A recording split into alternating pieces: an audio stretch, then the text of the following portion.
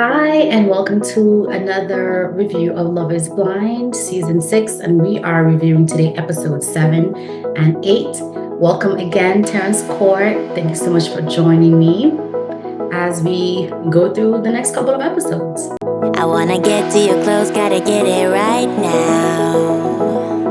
I wanna push all the limits with you right now. So watch your feelings, the city's screaming. So today, and for this review, we're going to do something a bit differently. I'm actually going to incorporate a few clips.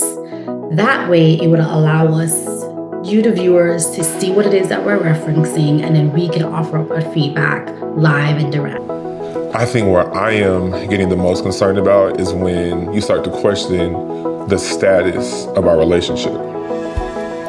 And to me, I wonder, when life continues to happen, is it gonna always be a question about how I feel about you? I can't talk about the crave. Yes. I can't talk about the crave because only you, I can show up as me, but if you don't have a crave for me or us, that's true and that's you. I've never been engaged before. I chose you. I can't just allow moments or a day to be the thing that makes me say, Right. It can't I be that wonder how determining Brittney feels. I wonder if she's still locked in with me. Now the craving thing, that is a feeling that you should have, that if you don't have that, that's a valid concern. Yeah. I am very affectionate. Very, very affectionate. We barely kiss. And haven't made out. And for some reason that just seems really awkward to me.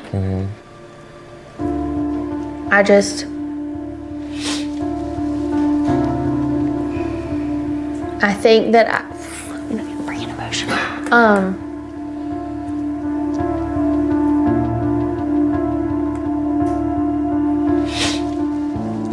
I think it upsets me so much because I want so badly to be able to experience so much of that crave that I had with you in the pods. But it's just scaring me that I don't that I'm not feeling like that consistently.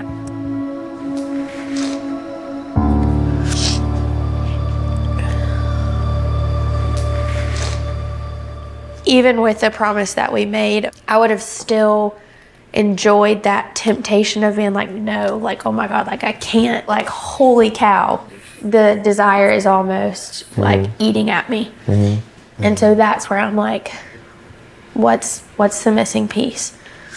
And I think that's why I hate this so much, because you've been such a good person to me. Ken, I think the world of you. What I'm hearing from you in this moment is the caliber of a man that you are is what I need. These things about you are what I need, but I don't feel X, Y, and Z for you. That's the thing. And that's not enough for us to get married. That's not enough for us to be we'll work it out. Oh, that's not enough.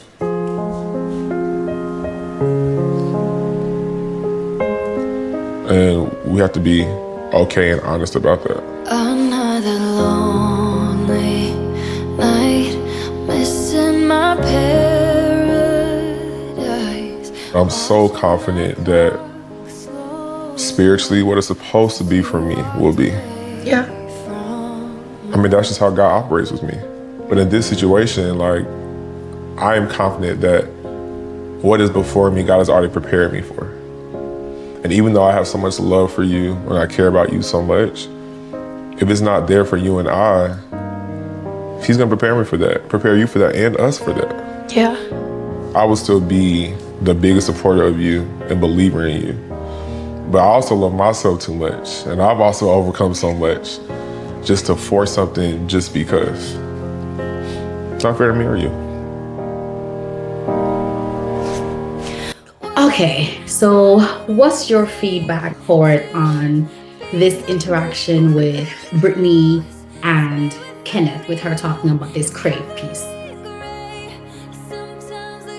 Yeah, I think so. You kind of see this coming throughout the earlier episodes. As soon as basically as soon as Kenneth gets his phone back, I think that Brittney is having a hard time expressing what exactly is her problem. She hasn't really put her finger on it. Mhm. And it may be that this situation exacerbated it, right? But it sounds like she feels neglected. And I suspect that that's because she doesn't feel like he's present when they are together. Um, and a part of that seems, and I think she could probably communicate this better if she was more self-aware. But I do believe that Kenneth is kind of approaching it as I have my life and I'm attaching my, now fiance onto the, routines that I already have instead Mhm. of realizing that he needs to rearrange those routines to fit her into his life, which is partially his personality and partially just a nature of the way that that the show has forced the relationship to go. Completely agree. Without repeating what it is that you've said, I sense, like, even at the end of the tail end of the interaction, Kenneth like walked away. Like he was just like, okay, I hear what you're saying. It sounds like you're saying that I'm like this particular caliber of man that you really desire. Like on paper, I look good. Having conversations with me and getting to know me, sight unseen, looks good. But when real life occurs, these little things happen, and now you assign these things as like a character flaw to who I am, which impacts your ability to show and feel love for me. Because for him, he was pretty much saying, I still love you. I still care about you. Nothing on my side has changed. I still crave you. Was he showing that in the episodes, at least from what they recorded and what the viewers saw? No. He seemed Right. very disconnected from her. He seemed very interested in reconnecting with everyone else. And I get that because at one point I didn't realize that they didn't have their phones in the pods. But for him and being in the position that he's in as a school principal, there is stuff Mhm. happening at school every day. And so now he Right. had the opportunity to plug in. I'm sure in 2 weeks' time, he's missed a whole lot. And so she feels like an outsider looking in. And then at the end, something else that is going to kind of lead me into the other clip that I want to show is Kenneth has experienced some battles with not being confident, I guess, in who he is and the way that he presents himself and how people treat him. It looks like he's kind of been like a people pleaser and he's allowed people to make him feel bad about who he is and how he presents himself. And he's healed because his response was, listen, like I still love you. There's no love lost. If you're not feeling it, I'm not going to push it. I know what it is that I'm deserving of, and I know what you're deserving of. And if it's not there for us, then that's okay. That's the most mature response I think I've ever seen from a man. And to me, it indicates the growth that he's experienced from the lack of confidence that he may have suffered from in the past and in other relationships. So when you think about, well, how is it going to look now when I have this renewed sense of self-confidence in a relationship when things don't quite go my way? This Kenneth, the way that he responded, is the way to me that I think that it would look. When you say that, it does kind of click into place. I think that is most likely true. But I do think it's kind of doing him a disservice in a way. He's listening, but he doesn't seem to be motivated to negotiate a change within himself, right? And successful relationships are about, I don't want to say compromise, but they're about making changes so that you're meeting the other person's need, right? Because we all have our own ideas about how we want to be loved and how we love other people. We have to negotiate, both of those things, communicate them, and meet the other person somewhere in the middle. And at the same time, it's very important that we don't fully collapse our ideas and our personality into what the other person desires. But you can't be in a relationship where whenever there's a divergence of ideas, you're just like, yeah, I mean, I hear you. I'm telling you I love you. What more do you need, right? He needs to find a way to dig into what's really affecting her if he cares and he wants the relationship to actually pursue that and evaluate if that change is a change that he's willing to make. At this point, I don't think he's even gone through that thought process. he has some understanding of what it is that she's experiencing. I think he has tried to be sensitive to her needs as well. But I do think, in agreement with you, that he could have done more. There was definitely room for more that he could have done to indicate, oh, okay, we don't agree. Okay, cool. Well, I'm just gonna go ahead and check the two steps, and this relationship is gonna be over. And I guess we're not a good fit. I guess, God prepared me for this moment. And he just kind of like left the situation. And because later on in the clip, which I'm not going to show, he went up to his room and you heard him having a conversation like, "Hey, can you pick me up? I'm, getting my stuff. Can you help me?" Immediately, just like that. But in the same token, I don't feel like Brittney said anything to indicate that she wanted him to fight for it. You know what I mean? Like, there was nothing that she said. She kind of was just assessing what she was experiencing in as well as she could. And she was just like, "Hey, like, are you feeling what I'm saying? Like, are you picking up what I'm putting down?" And he was like, "Yeah, I'm picking it up and I'm carrying it to the finish line. So that's it." And I don't know if I'm ready for the end. I don't know. Right. That is entirely it. I don't know that conversation was this is the end of the relationship conversation. And their relationship has had a theme of a focus on God. And I'm going to try to be very careful about how I phrase what I'm going to say.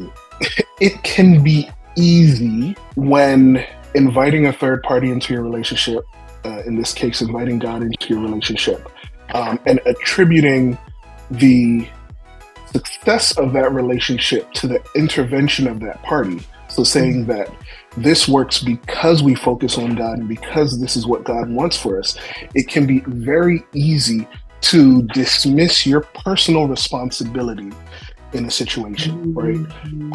And it feels to me as though Kenneth was like, well, I'm doing right, which he arguably hasn't done anything wrong. And he was like, well, if I'm doing right and this isn't working, then maybe this isn't what God has for us. We should just move on, and it's unfair to the relationship to act that way. I think, there's personal responsibility and things that you can change within the framework of this is what God wants for us. Right. And I agree. I do agree with that wholeheartedly. I feel like we, in a lot of ways, and as a Christian, I think that we give God more credit than he's due for things that we need to be in charge of. And things that he is not interested in running for us.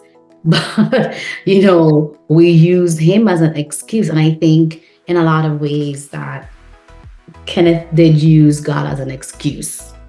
And which then made it seem like he was then utilizing God as his third party to then say, "Oh, God didn't want it to happen. So, well, it might not be the situation, or this might not be what's best for our relationship. So we might as well just go about our business and just call it a loss and keep it pushing."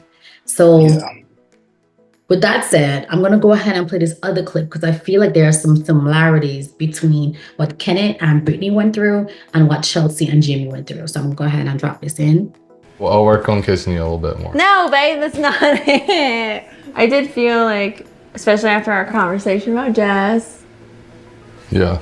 I think just you seeing a picture of her, I was like, man, maybe he's just like wondering what would life be like with Jess. I didn't bring her up because I was picturing a life with her.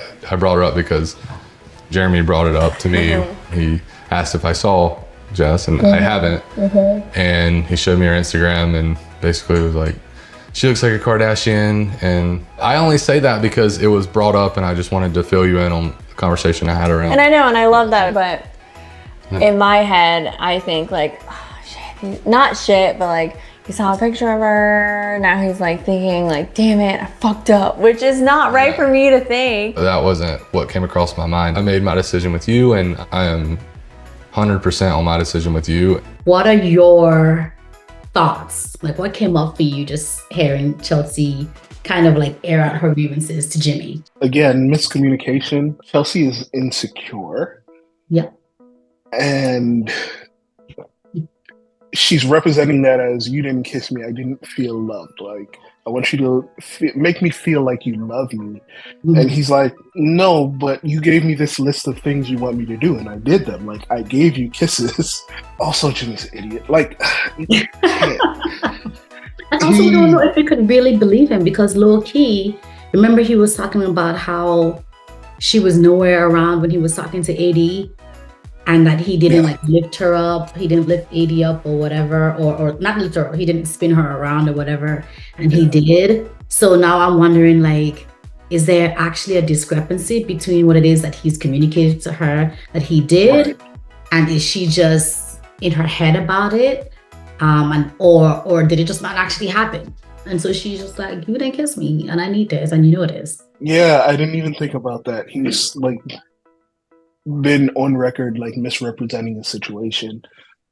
So it may be that he does that to kind of protect himself.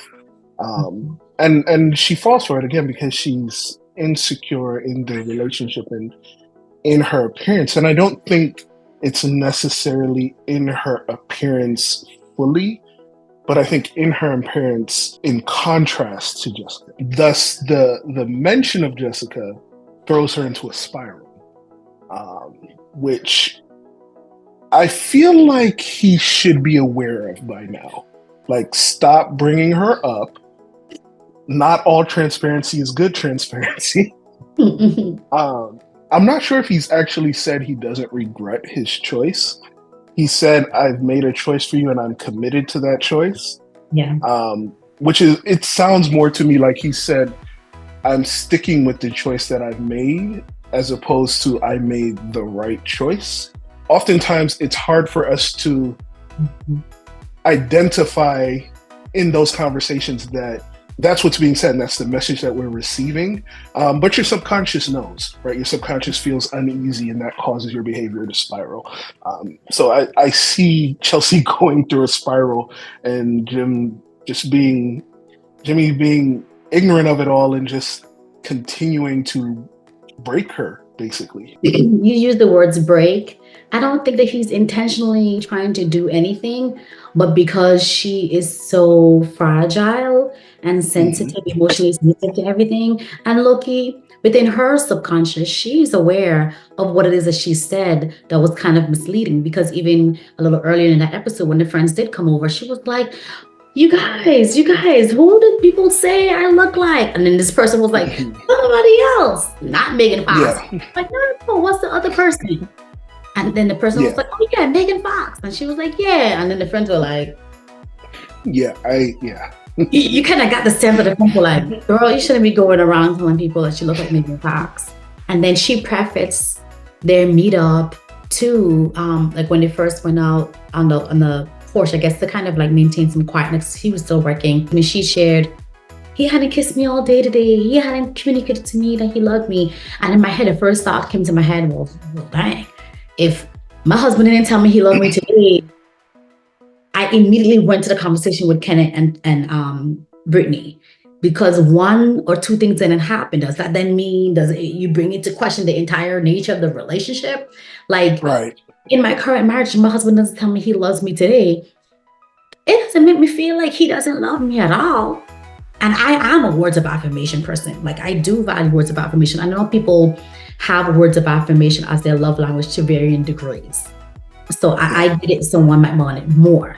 But surely, in one day of not hearing it, the whole world and the whole relationship should not just burst into flames. And to me, the way that she responded indicated that. Be careful how you represent your significant other to your friends, particularly in the first meeting, because he has corrupted their ability to give her honest feedback, right? She tainted their opinion of him before they even met him. So all they're going to see is the worst things in him, in their relationship, which is just going to, again, feed into all of her, her misconceptions about him loving her or feeling that he made the right choice. So I wish she hadn't done that, because then I think both her and them, they would have felt better about being like, yeah, that dude doesn't really like you, right? But right now, if they say that, it feels like, you know, kind of they've built up to that because of that conversation they had before they even met him. You're right. You're right. Well, let's see how the rest of the conversation plays out, because I feel like it just becomes rabbit hole-ish as it continues. Yeah. People in relationships, they want. I'm sorry that I got a little busy today, and I'm glad you're talking to me. I want you to Also, feel loved. I don't mean to interrupt you, but I'm a huge nurturer. And my main concern is like, and when you do say I love you, you don't really like say, you say like. My tone of, I bit the shit out of my lip. I know, baby, but You're not gonna get any. I love you, and I give you so much of me, and I want you to give me all of you. And when you tell me you love me, it's just kind of like, love you. And I know you don't want me just to go through the motions, just to say it or just kiss you just because I know you want it. I just want you to want me. I do want you. I do want you, and I'm over here like really trying, like really throwing out like everything to you for you to see like how I am as a person and how I will be as a wife. And I'm just kind of not really getting a glimpse of like you. But just today, or was it yesterday too? It was yesterday. Really?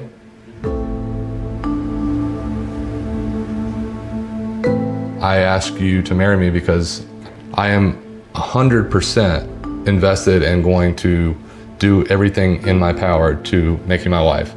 And I want to have a life with you.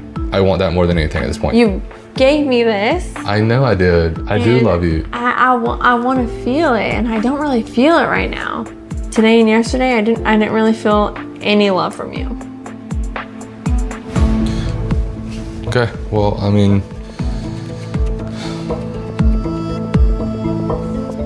I'm not gonna be able to tell you I love you every single hour of the day just because I'm working from home. I love you, and I really wanna make things work, but honestly, I bit the living shit out of my lip, and it hurts to talk. You know, I love you to death, and I really do care about you, but truthfully, you've been a little clingy.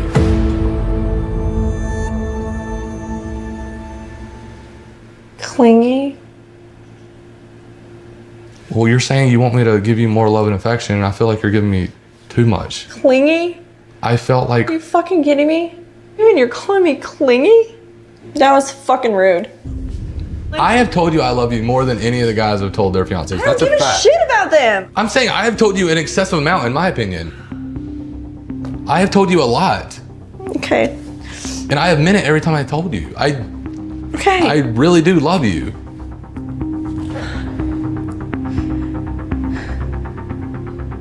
I have given. I know you have given. No, I don't want to hear from you. I have given 100% to every single person I've ever been with. That's why I chose you. I know you give 100%. I'm not done talking. I feel like shit. For you to say I'm clingy when I'm trying to do things for you to prove to you, like, hey, I'm telling you how I feel. I love you. I'm telling you how I feel. Okay, well then that says a lot. If that's how you feel. I do not ever want to be with someone who says I'm too clingy, especially someone who put a fucking ring on my finger. That's not your whole personality now. I'm saying the last few days, you have been a little clingy. All right, well, expect a lot less from me now because that's fucking bullshit. Maybe I should stay at my place tonight because this is not cool. I love you and I want to be with you and I want a life with you. You didn't kiss me once today. I did. You never tell me you love I kissed me. you twice. Okay. I rolled out of bed late this morning. I went straight to work, and as soon as I get out of work, I come down here and meet your friends. And the first thing out of your mouth is I'm clingy. You started causing these problems and digging for shit the second you saw Jess's picture. It's not about Jess at all. I'm about to marry you. Yeah. Okay, this is a huge, huge deal for me. It's a huge deal for me too. Because I'm clingy? I cooked you dinner. I am stayed by thankful you cooked me myself. dinner. I'm then thankful. I sat and watched your fucking show with you, and you say I'm too clingy, and then went upstairs and had sex with you, and I'm too clingy? No, this is bullshit. This is fucking bullshit. That's fucking rude. That's so fucking Well, if you're gonna rude. bring up the sex, you're the one that wanted to have sex. Yeah, I also did. maybe wanted a little breather from that too.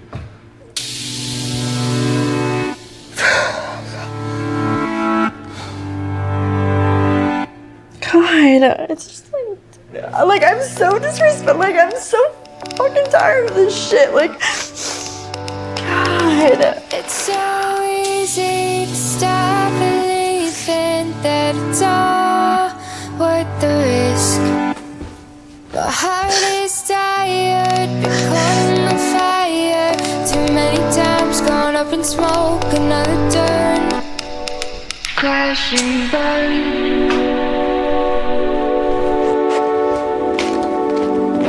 We'll like go to my apartment and you need space. In relationships, they want you to be vulnerable with them. They want you to be honest. And if asked the question, answer honestly, right?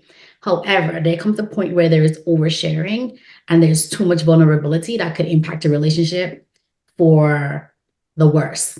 And you have to know who you're in a relationship with to know how much vulnerability you can have in a moment. And in that moment, from that first part of the conversation, he'd already given too much. Jimmy, you had met you watch your wits end. That was it, And then he just kept pushing the envelope. Then he mentioned the clingy. Then he mentioned, well, since you're bringing up sex, I don't want to have sex with you anymore. Like, he didn't say I don't have sex with you anymore. But he's like, we should pump the brakes on how often we're having sex. Which, for someone who's already dealing with self-esteem issues, that just put it up through the roof. He did nothing to affirm her in the issues that she had. What are your thoughts? He definitely did not do anything to affirm her. I think he suffers from problems that I myself have suffered from. Connotation is key. Clingy has a negative connotation. Mm-hmm. Maybe try not to use words that have a negative connotation. Maybe try to describe what it is you need and what it is that you feel would make you happier in a relationship, as opposed to describing what the other person is doing that bothers you. So it may have gone over better if he had said, maybe I need some more space to myself. Like, I'm a person who needs some space to myself. Honestly, she was looking for a reason to freak out. I don't think that anything he said would have made that better. It wasn't the right time for him to address the problems he had with her, right? He should have spent the time affirming her. But the fact is, she wasn't listening, and she wanted to spiral. I think she went into that wanting to spiral. It almost feels like she felt like if she spiraled, it would pull him back in, like he would maybe start to affirm her because she's really like breaking down, which we saw from when they were on the trip, that's just not his personality, right? He's very calm, cool, logical, and her spiraling just kind of there's a stark contrast between the two of them. Yeah.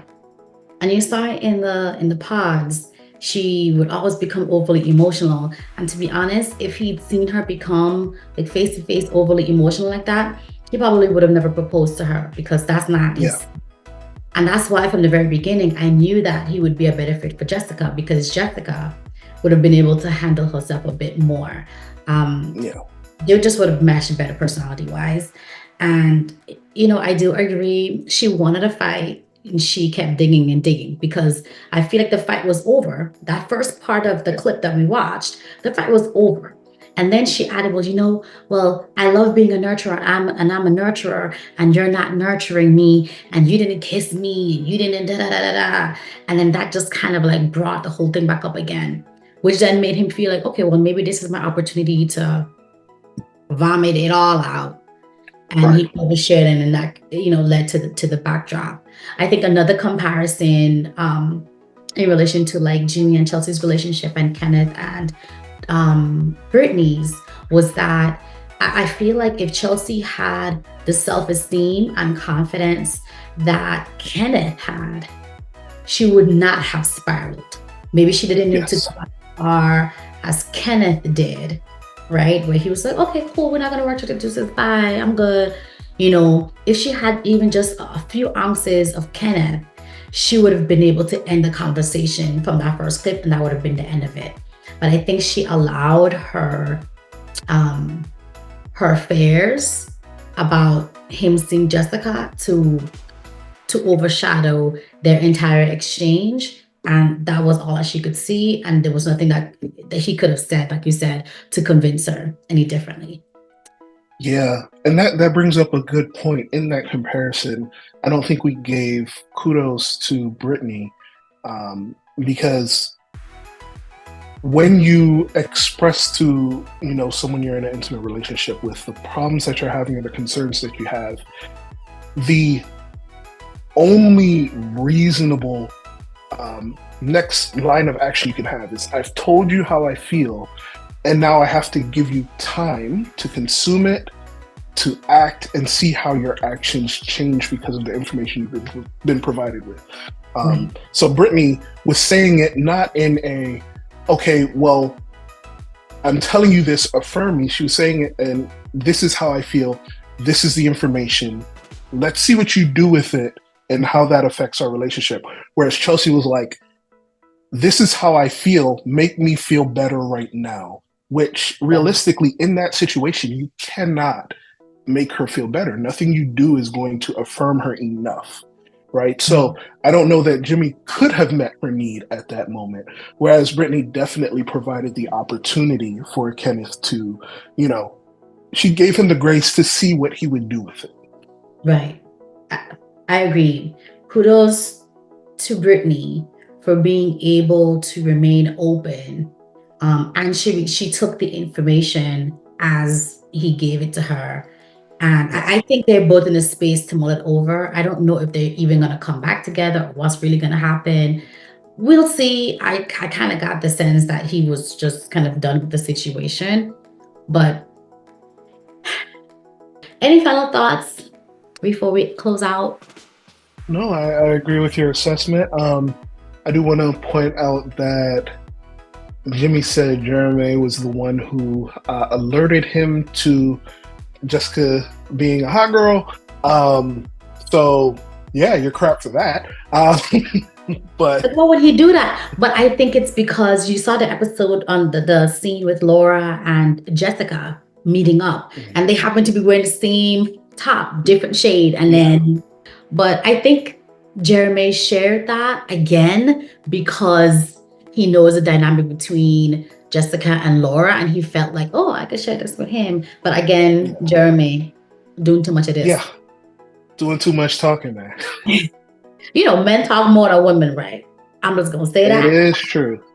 So you agree with me? As a man, you agree with me? Okay. I'll be flopping y'all gums. Oh my gosh. Why y'all like this? Listen, we talk a lot, but we don't talk in an insidious way. It's all locker room talk.